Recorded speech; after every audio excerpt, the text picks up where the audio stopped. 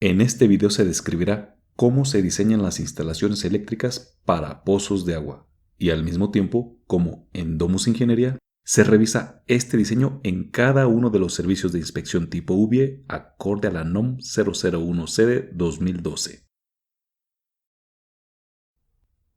El diseño de toda instalación eléctrica debe partir de los requerimientos energéticos solicitados por los equipos. En este caso, los motores deben contar con una placa de datos. En ella se debe indicar la potencia, el número de fases, la tensión nominal y la corriente nominal a plena carga. En caso que la placa de datos sea ilegible o haya sido removida, la corriente debe ser determinada según la tabla 430-250. Y solo en caso que la tabla no contenga los datos del motor, se podrá utilizar como última opción la fórmula para calcular la corriente. El cálculo de los conductores de circuitos derivados debe realizarse tanto por corriente como por caída de tensión, y se instalará el que resulte ser el mayor calibre de estos dos cálculos. Para el cálculo por corriente, los conductores deben tener ampacidad no menor al 125% del valor nominal de la corriente a plena carga del motor.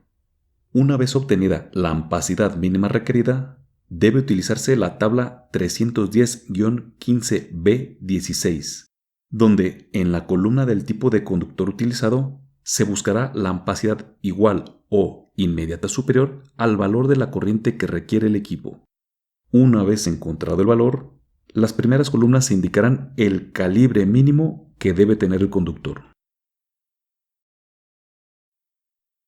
En el cálculo del calibre de los conductores por caída de tensión, además de los datos de la placa, se necesita la longitud del circuito, el factor de potencia y la caída de tensión máxima deseada, que según el artículo 210-19A1 no debe ser mayor que el 3%.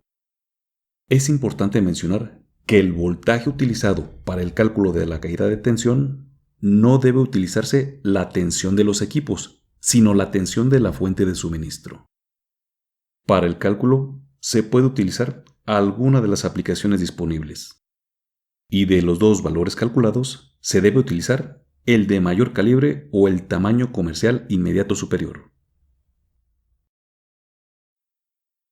Estos circuitos derivados también deben ser acompañados por un conductor de puesta a tierra, debido a que los armazones de los motores estacionarios se deben poner a tierra.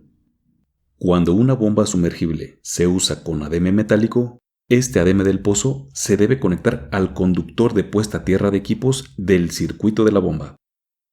Al mismo tiempo, el depósito de agua, al ser un equipo metálico no eléctrico, también debe estar conectado al conductor de puesta a tierra de equipos. Los conductores del circuito derivado del equipo de bombeo generalmente están enterrados directamente en piso y están expuestos a diversos daños como corrosión, mordedura de roedores y movimiento de tierras, por lo que se deben proteger contra dichos daños mediante canalización subterránea.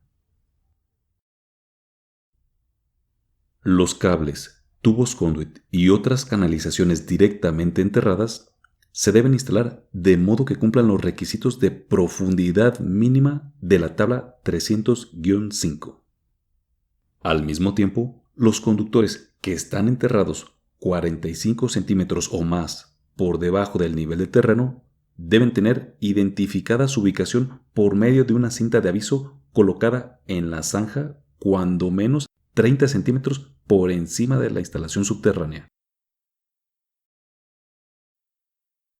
Posteriormente, el circuito debe ser conectado a un arrancador, ya que todos los motores de servicio continuo de más de 746 watts deben estar protegidos contra sobrecargas. Dicho arrancador debe estar marcado con el nombre o identificación del fabricante, la tensión, el valor nominal de corriente o los caballos de fuerza, el valor nominal de corriente de cortocircuito y todos los demás datos necesarios para indicar correctamente las aplicaciones para las cuales es adecuado.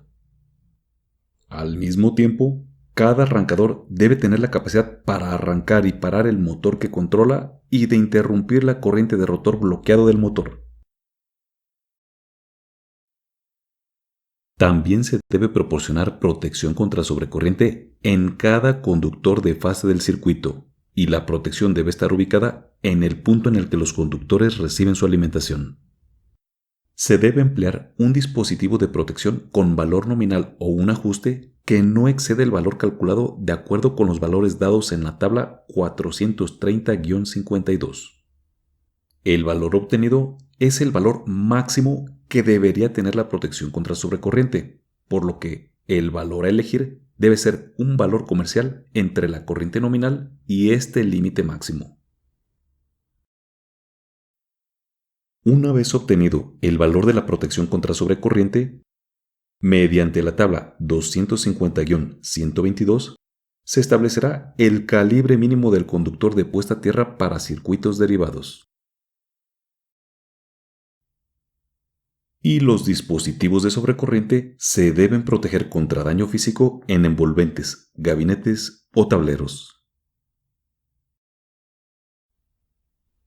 El cálculo del calibre de los conductores del circuito alimentador debe realizarse igualmente tanto por corriente como por caída de tensión, y se instalará el que resulte ser el mayor calibre de estos dos cálculos. Para el cálculo por corriente, los conductores que alimentan varios motores o motores y otras cargas deben tener una ampacidad no menor a la suma de cada uno de los siguientes: el 125% de la corriente nominal a plena carga del motor con el valor nominal más alto, la suma de las corrientes nominales a plena carga de todos los otros motores del grupo, el 100% de las cargas no continuas que no son motores, y el 125% de las cargas continuas que no son motores.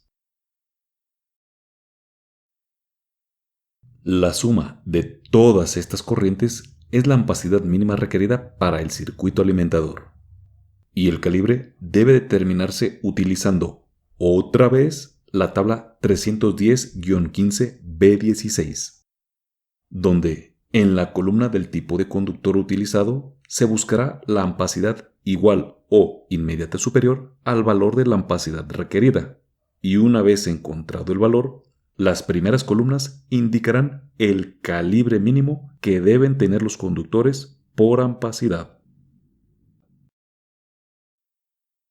En el cálculo del calibre de los conductores por caída de tensión, que según el artículo 215-2A, nota 2, no debe ser mayor que 3%, es importante mencionar otra vez que el voltaje utilizado para el cálculo de la caída de tensión no debe ser la tensión de los equipos, sino la tensión de la fuente de suministro.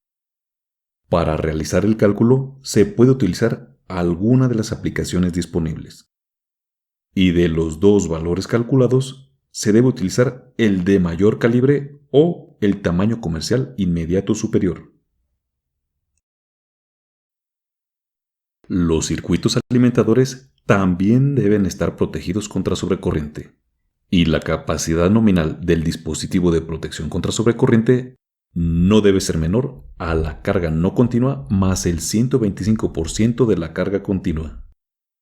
Y otra vez obtenido el valor de la protección contra sobrecorriente, mediante la tabla 250-122, se establecerá el calibre mínimo del conductor de puesta a tierra para el circuito alimentador. Cuando el dispositivo de protección contra sobrecorriente del circuito alimentador también funge como medio de desconexión de la acometida, deberá instalarse a una distancia no mayor que 5 metros del equipo de medición. La conexión del conductor del electrodo de puesta a tierra se debe hacer en el lado carga de la acometida. Y a partir del calibre del mayor conductor del circuito alimentador y la tabla 250-66, se calcula el tamaño del conductor del electrodo de puesta a tierra. Dentro de la envolvente del medio de desconexión de la acometida, se debe utilizar un puente de unión para conectar el conductor de puesta a tierra de equipos al conductor puesto a tierra.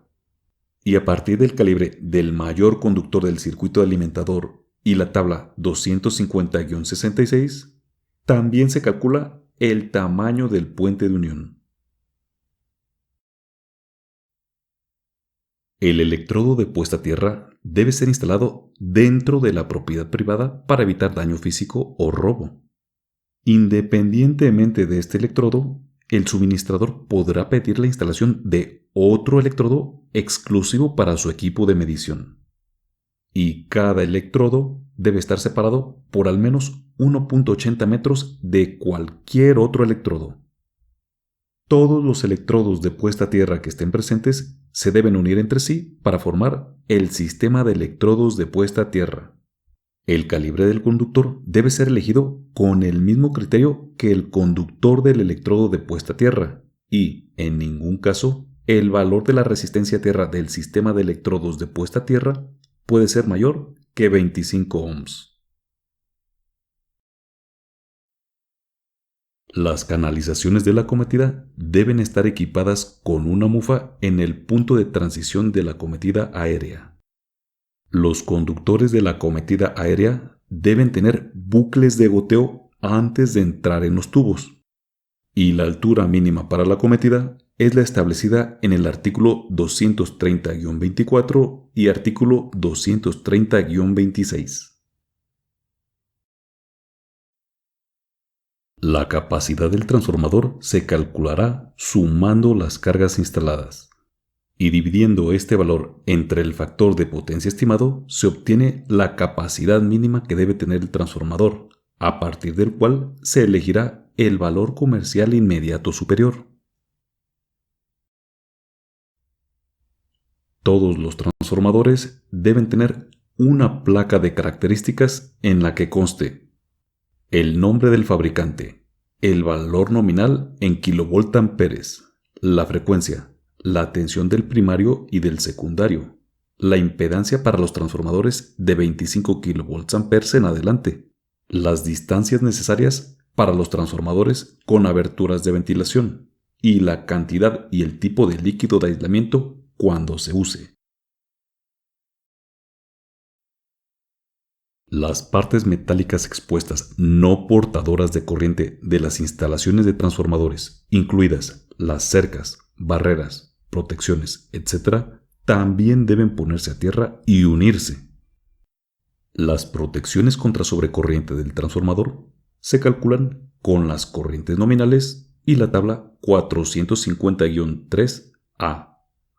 El valor obtenido es el valor máximo que debería tener la protección contra sobrecorriente, por lo que el valor a elegir debe ser un valor comercial entre la corriente nominal y este límite máximo. Nótese que la protección contra sobrecorriente del primario también puede fungir como medio de desconexión. Y por último, la otra protección con la que deben contar los transformadores son los apartarrayos, los cuales deben ser apropiados para la tensión de la acometida en media tensión, la cual se conectará a las redes generales de distribución.